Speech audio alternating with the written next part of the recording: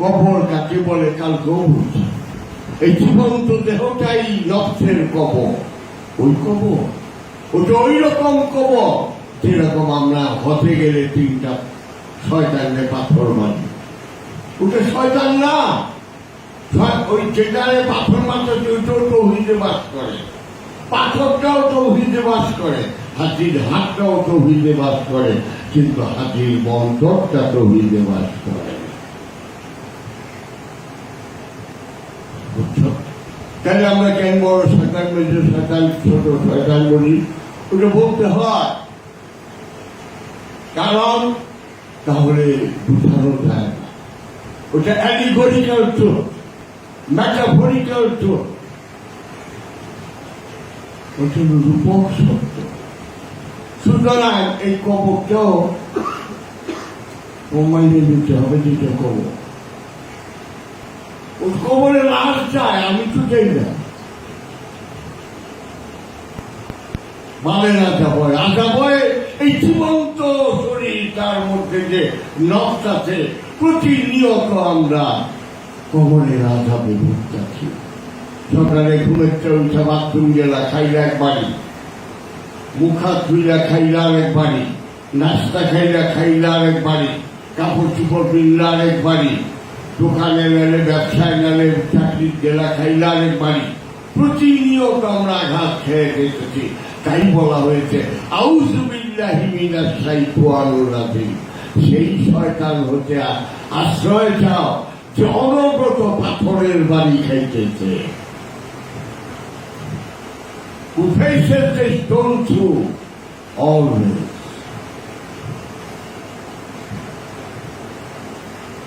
এত কিছু জাহাঙ্গীর জানলো,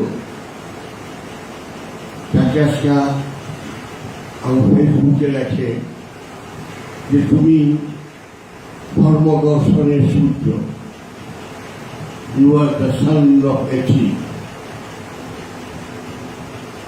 বলা ঠিক, তো এইটা আমি লিখে যাচ্ছি, এই এখন লিখতেছি শেষকার পর অভিভূত হয়ে যায় এক একজন ফেসবুকে কমেন্ট করে। তাই বলেছি আমি বলছিলাম কখনো বলি আমার মাথার পেছনে ছবি আছে গরিব মস্তানের, একটা শরীরে সুতাও নাই। বাবা গনি সার শরীর একটা সুতাও নাই। বাবা মাহাস একটা কম্বল উড়া। বাবা সুলাইমান সালে একটা লেংটি পড়ার একটা লাঠি।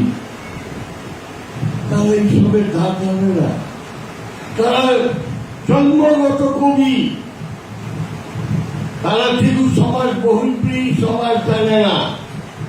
তারপর বলার সাথে সাথে বলে দেবে কবিতা, বন্য জাহ্নবীর তীরে সন্ধ্যা সবিতার বন্দনায় আছিরত, কর্ণরাম যার অধীরত ছোটপুত্র রাধা গর্ভজাত, সেই আমি গহমরে চেগতনি মাত। যেতে নাহি দেব তবু যেতে দিতে হয়, তবু চলে যায় সম্মুখের অর্ণি, তাকে পশ্চাতের ঢেউ দেব না ডাক দেবে, নাহি শোনে কেউ নাহি কোনো সারা। ঠাকুরের এই কবিতা জগদীশ বাবু আর ঈশ্বরচন্দ্রের গোদারের রাখি যে বাইরেও পারবো না, এটা হ্যাঁ। ওই করিম মস্তানার গণিসার আধ্যাত্মিক জ্ঞান জাহাঙ্গীরের গোদারের রাখি যে বাইরেও পারবো। আমার মনে হয় ভাই এই তো উনি কত বড় উনি, আসল উনি তারা। তাই তাকে মাথার হয় 50 কোটি 60 কোটি টাকা দিয়ে। আর তারা ইসলাম গবেষণা করে গেল আজিপুরে তাকে ঠিকানা 3-2 বছর পরে চাইলা পাবে, হাতের আঙ্গুল আয়না দিয়ে দেখতে হয় না। বলা তাকুরুল মাইয়ুতাল ফিসাবিলিল্লাহি আমওয়াত ওয়ালা হিয়া ওয়ালাকিল্লা তাকুরুন। আল্লাহর রাস্তায় যে ফানা হয়ে গেছে সে মৃত নয়, তাকে মৃত বলিও না। বালাহিয়া তারা জীবিত, তুমি তো বুঝতেও পারো না, তোমার কাছে মনে মিলে গেছে না, সে মনে নাই তোরা বাঁচাও। আলেমরানের বলতেছে আরো করা বলা তাহসাবান্নাল্লাযীনা কুতিলু ফিসসাবিলিল্লাহি আমওয়াত ওয়া আহইয়াউ ইনদা রাব্বিহিম ইয়ারযাকুন। খবরদার, ওলি মারা গেছে এটা চিন্তাও করলো না, চিন্তা করলো আমি গুণা লিখবো। হায় হায়, চিন্তা করলে তো শরীয়তে গুণা নাই। আমি সারা রাত চিন্তা করলাম, মক্ষম সকালে বললাম না তুমি লেখাবো, গুণা লেখা হবে না। আমি ঘুষখামো সকালে বললাম না তুমি ঘুষ খাবো না। সে পর্যন্ত কাজকে পরিণত না করবে শরীয়ত ততক্ষণ পর্যন্ত স্বীকারই করবে। দেখেছি কোরআন কি বলতেছে, ওরা তাহতা বান্নাল্লাযীনা কুতিলু, খবরদার চিন্তাও করো না ফিসসাবিলিল্লাহি আমওয়াত, যা আল্লাহর রাস্তায় মরে গেছে না, সে যে মনে নাই তাও আবার দলিল দিতেছেন। বল ইনদা রাব্বিহিম ইয়ারযাকুন, বল বরং ইনদা ভিতরে ভিতরে গোপনে গোপনে রাব্বিহিম তাহার রব হইতে ইয়ারযাকুন দেশে পাইতেছে। তোরে একটু লাশে খায় না, দিন যায়। আমরা যদি একটা অজ্ঞান মানুষকে 15-20 বছর স্যালাইন দিয়ে বাঁচিয়ে রাখা পারি, আল্লাহ কি গোপনে পাবে না? তাই কোরআন বলছে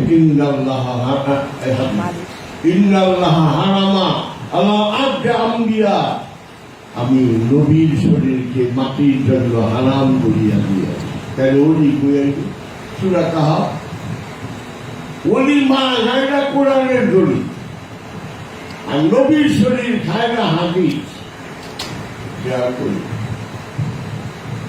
309 বছর ঘুমাইছিল সূরা কাহাফে, খাওয়া নাই কিছু, ঘুমের মধ্যে খাবার ধরাও তো করতো না। যদি ওই কয়েন মুদ্রা রয়ে গেছিল বাজার গোড়ালে ধরনের চলছে, প্রায় 300 বছর আগে কুচি মুদ্রা হয়ে যায়।